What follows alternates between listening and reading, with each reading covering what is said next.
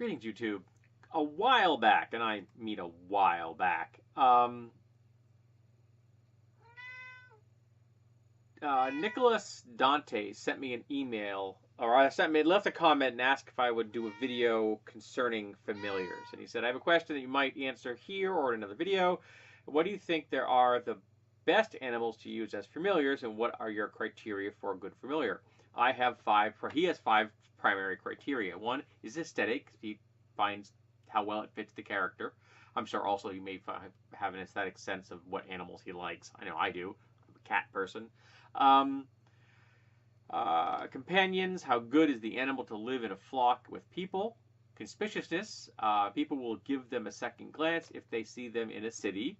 And food, does the animal have any dietary requirements that are hard to fill?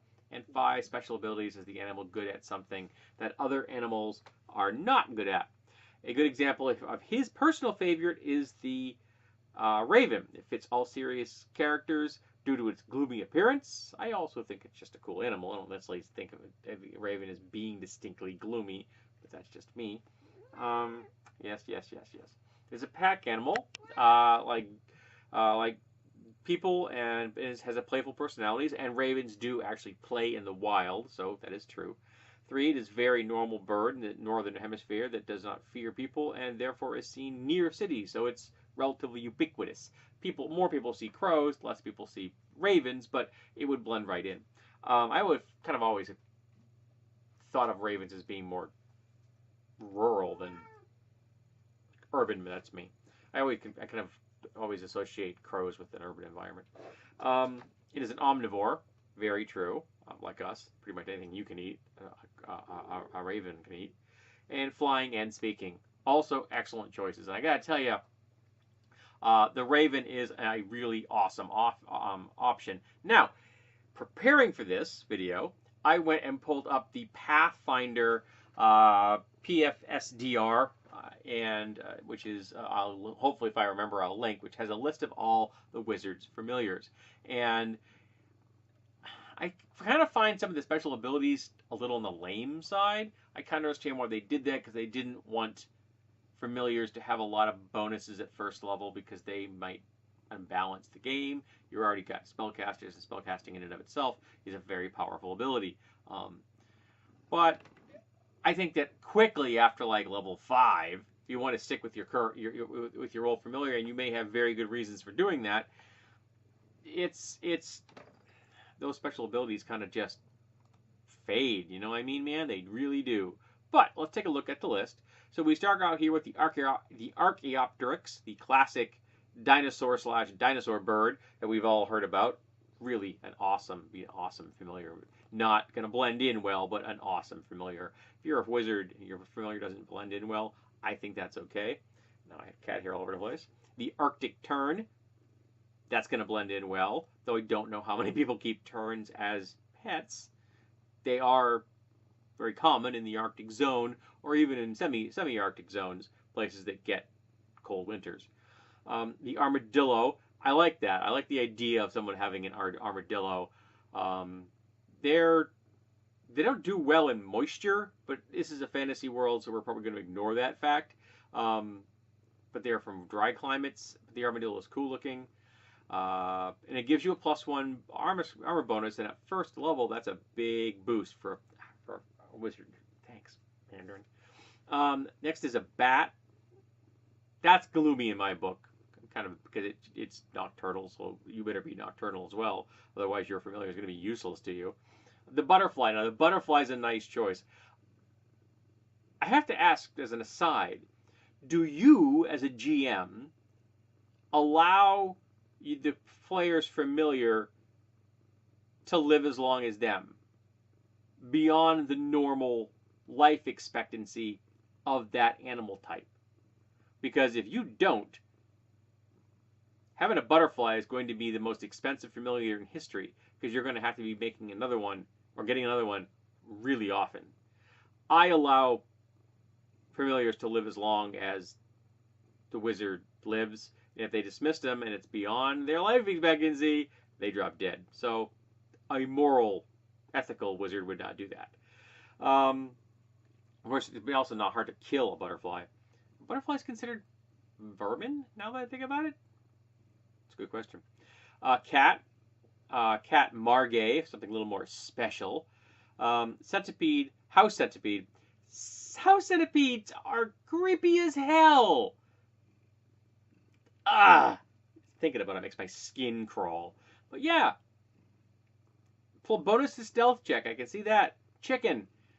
Ubiquitous, but people are assuming you're carrying around your lunch, and it's a very good chance that someone's going to eat your familiar or try to eat your familiar. Now, your familiar is going to be much tougher than your average chicken, so that may be a surprise for them.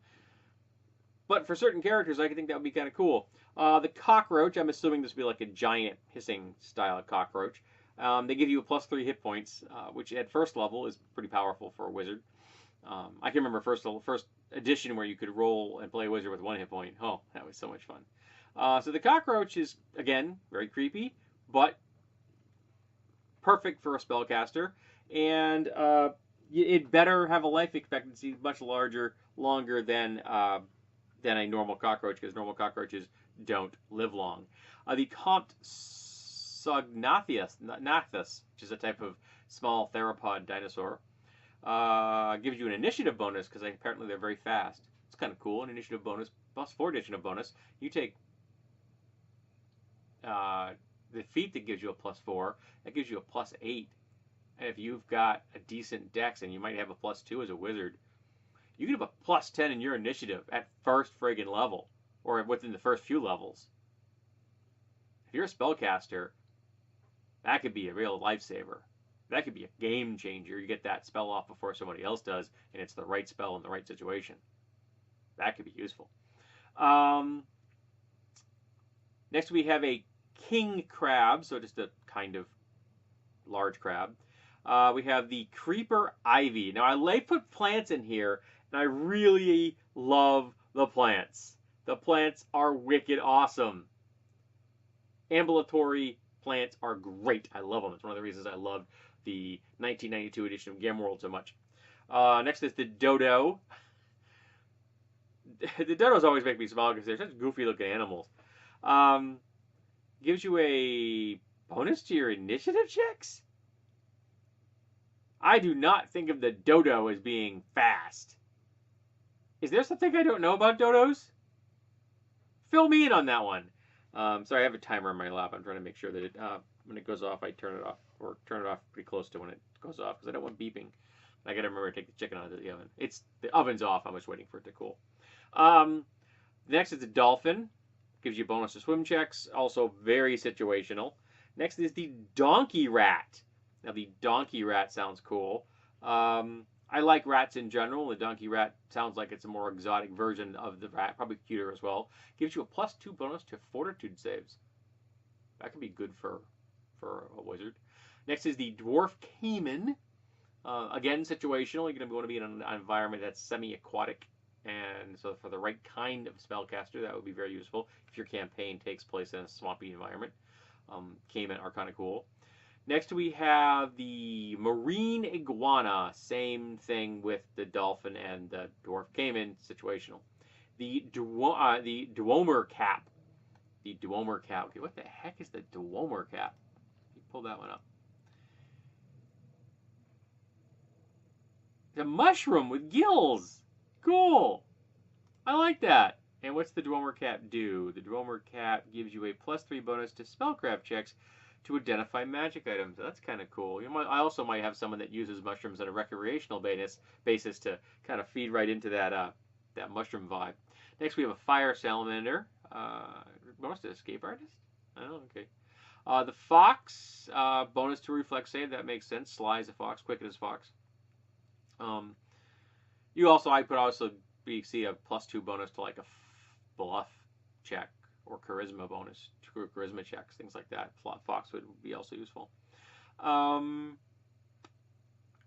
Arctic fox, more situational, more specific than a regular, ordinary, everyday red fox. Next, we have the giant isopod. They're creepy, but also very cool. I think that would be great to have a giant isopod for a familiar. Let me get this. Here we go, so I can see it, and hopefully the cat won't step on it now. A goat, kind of like the goat, like the raven and the chicken, they're very common. They're going to blend in really well. But again, people are going to be assuming you're taking the goat around for food, maybe for milk. Um, maybe you can milk your familiar. Put something in your coffee in the morning. Obviously, it's a female goat. You're going to have a kid roaming around with you as well. But, kind of cool, and it gives you a survival check bonus. I can see that. Goats are considered to be very tough. Next is hare and the Arctic hare, both good, and both giving you a bonus to initiative, and which makes perfect sense. Then we have the hawk. The hawk's a good choice if your campaign is kind of a traditional medieval environment, like a European kind of pseudo-European place, because hawking was very common, and it's also very common in Asian countries as well.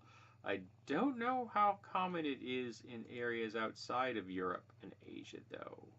Don't know if is there hawking in Africa, and is there a equivalent in Australia and the Americas? I don't know. Okay, the osprey, also the snail kite, which is part kite. Yep, kind of hawk. Next is the hedgehog, which gives you a bonus to your wisdom saves. That's kind of cool. And hedgehogs are both common and adorable. The Ioun weird. Now this is cool. So this is a familiar that floats around your head like an Ioun stone. Awesome bloody idea, particularly if you have one of the Ioun stones that's a dead one, which you have like have a continual flame on it for you to get a light source kind of thing.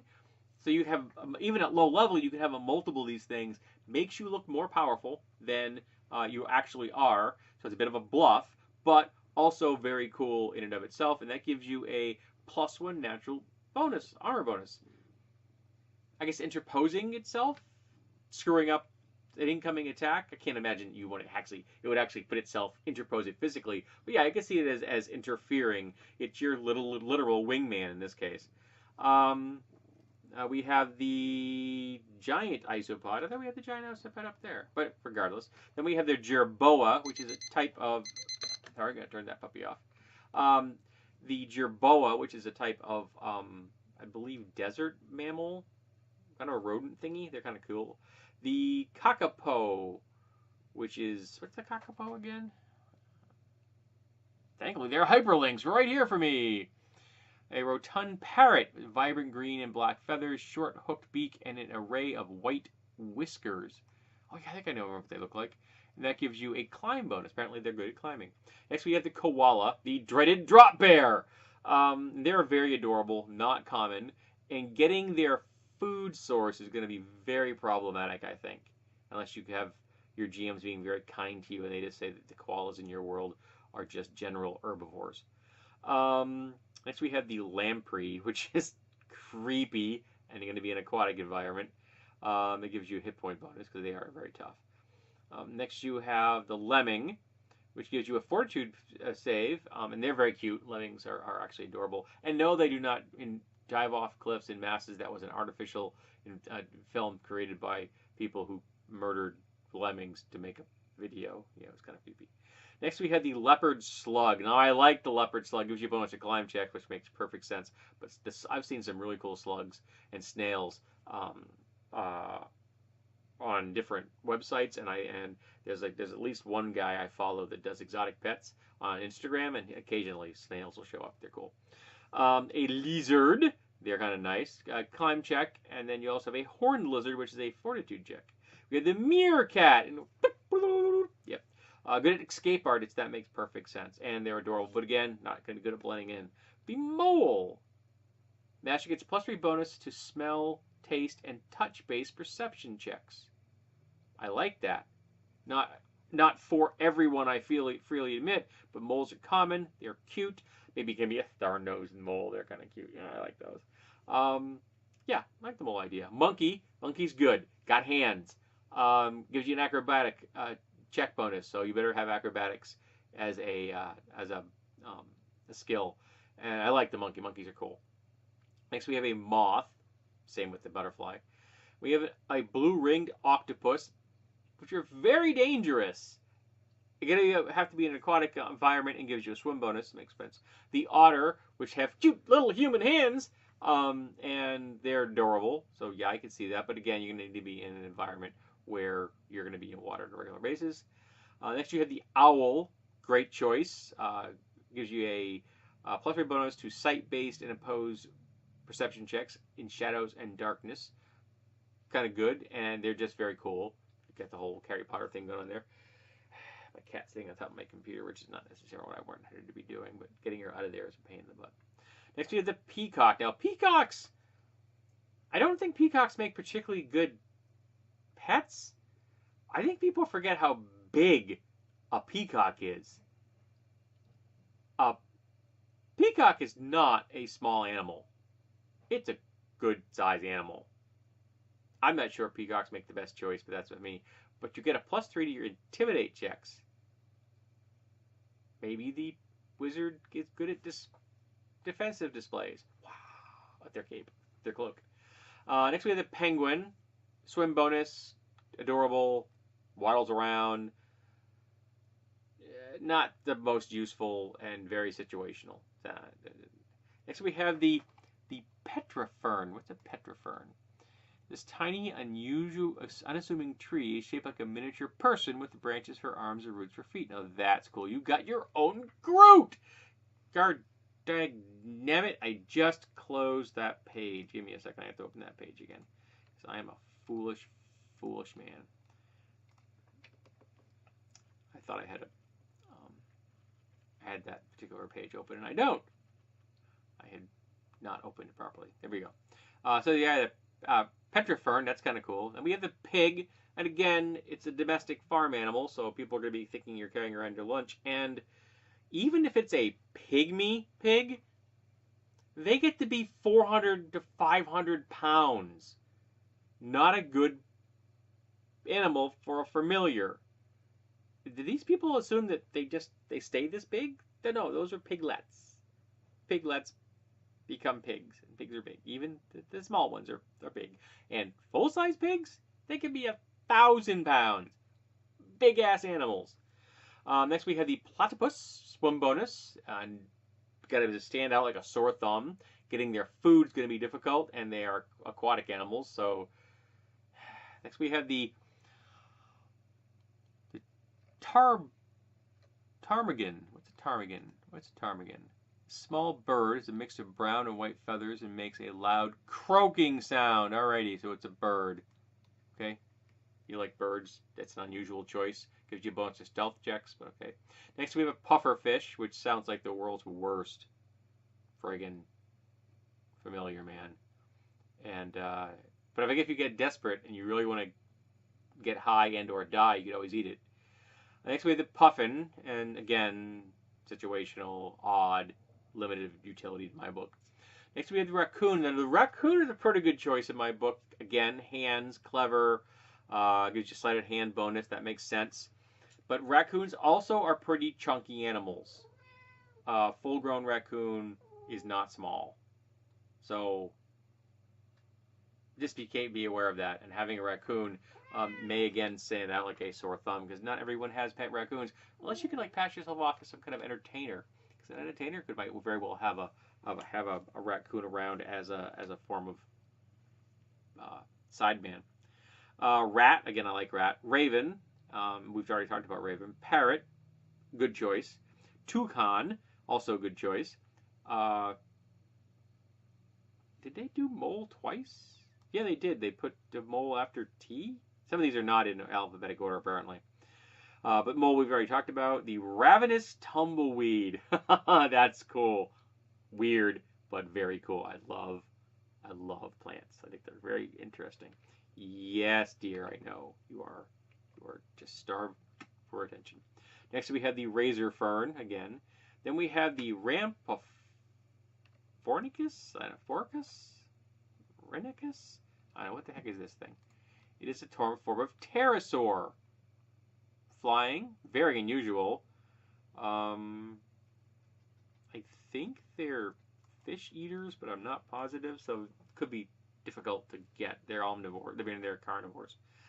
We have the saw-legged locust. Again, lifespan problems, unusual but easy to hide. Acrobatic bonus. We have the green sting scorpion. I like scorpions, and for the right character, I think the scorpion is a great choice. We have a seal. Again, I don't think people understand how big seals get. They are large animals. Not in my book a great choice for a familiar. The shimmer wing dragonfly gives you a bonus to fly check, so very useful if you plan on having using a lot of sly fly spells. Pardon me, I'm very thirsty. Using a lot of fly spells. Pain in my butt. I got hair everywhere. Or you're planning on shape shifting into things that fly. We have the skunk. Good choice, but skunks are also not particularly small animals. But they have the spray, which is a nice defensive. It can be very useful. I get the feeling that you're going to smell, though. You're going to have that kind of skunky funk around you. You're just not going to get rid of it. I used to own a ferret. You don't ever get rid of it. And for the skunk to have their spraying ability, their glands are going to be in full function. Next we have a sloth. Yeah, they're cute, folks, but who wants a sloth familiar? I mean, it's just a pet. It gives you a bonus to climb, but it's just a pet. It's not really useful. Next we have the scarlet spider. Again, I like insects. Lifespan problems, but again, unless you extend them. Easy to hide, even if it's large. Creepy for many people. Next we have the spiny starfish. Very situational. They're cool looking though, and I think they would be interesting. They go Master treats his effective character level as 4 or higher to recover hit points by resting. Oh, the regeneration feature of that's kind of interesting. I kind of like that idea. Next we have the vampire squid. Creepy, and you have to be in an aquatic ocean environment. We have the squirrel. Squirrels are cool. I would say the squirrels are probably my number 2 choice because I think the squirrels are very cute. I like squirrels. Flying squirrel, again, also very cute. And the squirrel gives you a bonus to sleight of hand, and the flying squirrel gives you a bonus to fly. Makes sense.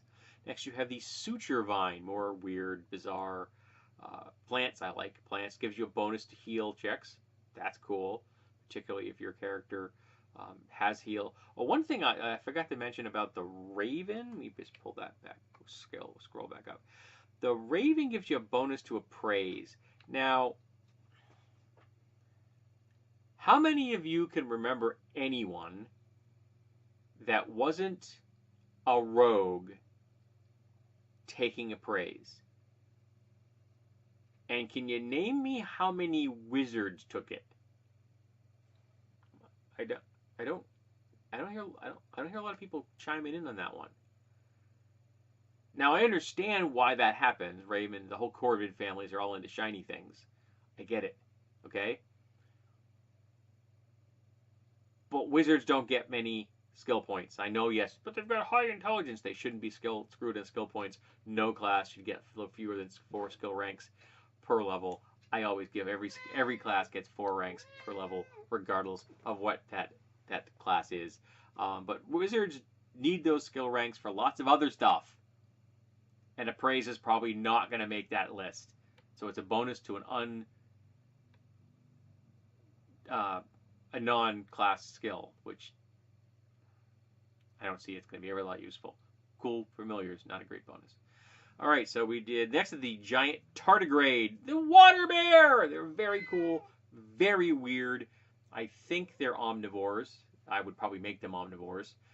I don't know how well they would work as far as mobility goes, but they're probably also gonna creep the crap out of some people. So 6 of one, half a dozen of another. Kind of cool though. Next we have the tarsier, which I believe is a marsupial. They're cool. The thrush is a bird. They can speak. I didn't know that. I didn't know thrushes were speak, and they give you a bonus to your diplomacy check.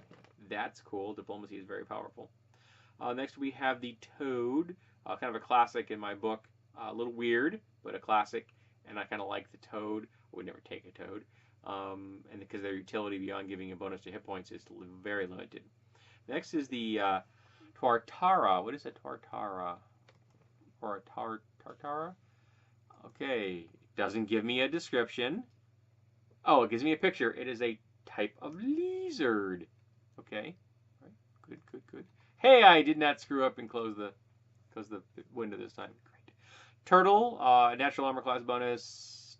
Not all that useful in the real world, but they're kind of cool. Interesting trivia piece of information I picked up recently. There were 2 turtles in the original Rocky movie with Sylvester Stallone. 45 years later, he still has those 2 turtles. They're very long lived. You want a familiar that you're not going to have to worry about living as long as you, pick a turtle. Or a tortoise would be a better in my book. Snapping turtle, again, they're going to have to be in a water environment for that one. But that's still. Next we have Viper. Very useful, good for bluff checks. Dangerous. I like the vibe that the Viper brings to the table. Carnivores need to be warm. Not going to do well in cold environments. And we have the Sea Crate. Use Viper, type of sea snake.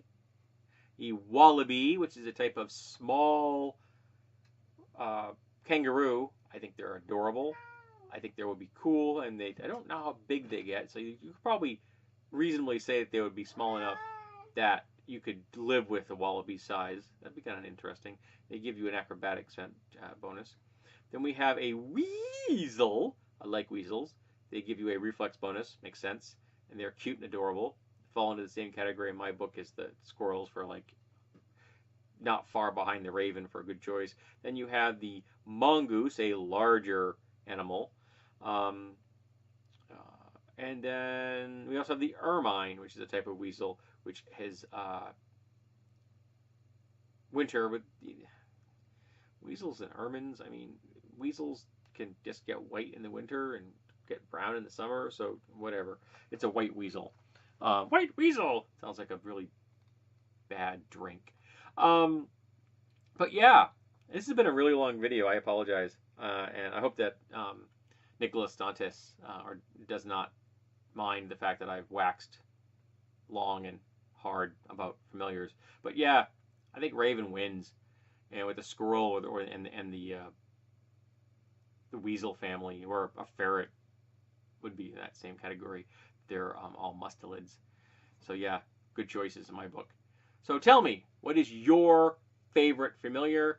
Do you think that the bonuses that you get for having a familiar in D&D and in Pathfinder fit these characters well, and you think that their utility, and do you think that there are definitely familiars like a sloth, which has a very low utility level? So let's talk about familiars. And mine is currently being a bad girl and probably walking behind my computer. I'm going to unplug my system in a second.